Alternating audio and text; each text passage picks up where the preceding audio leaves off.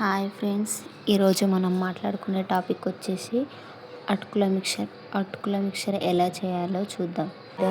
తయారు చేసే విధానం చూద్దాం. ఫస్ట్ ఒక బాండి తీసుకొని అందులో ఒక కప్పు వరకు అటుకులు తీసుకోవాలి. అటుకులు తీసుకున్న తర్వాత దాంట్లోని బాగా వేంపాలి. వేగిన తర్వాత దాంట్లోని పక్కకు తీసుకోవాలి. పక్కకు తీసుకున్న తర్వాత అదే బాండిలో ఒక పావు లేదా 2 పావుల ఆయిల్ పోసుకోవాలి. ఆయిల్ పోసుకున్న తర్వాత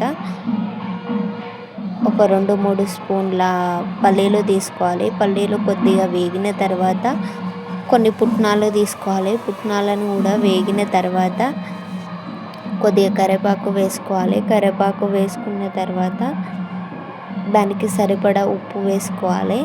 ఉప్పు వేసుకున్న తర్వాత అందులో కొంచెం పసుపు వేసుకోవాలి. పసుపు వేసుకున్న తర్వాత కొద్దిగా మగ్గిన తర్వాత కొద్దిగా కారం, ధనియాల పౌడర్ వేసుకోవాలి. వేసుకున్న తర్వాత ముందుగా వేయించుకున్న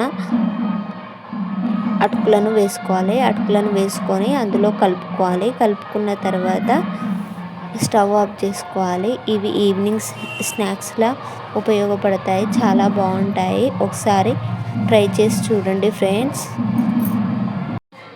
ఇలా చేసి పెడితే పిల్లలు చాలా ఇష్టంగా తింటారు. చాలా బాగుంటాయి.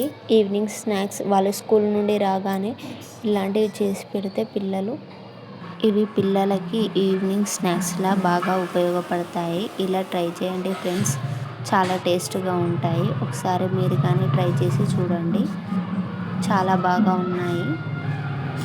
ఈ ఛానల్ని సబ్స్క్రైబ్ చేసుకోండి ఫ్రెండ్స్, ప్లీజ్ ఫ్రెండ్స్.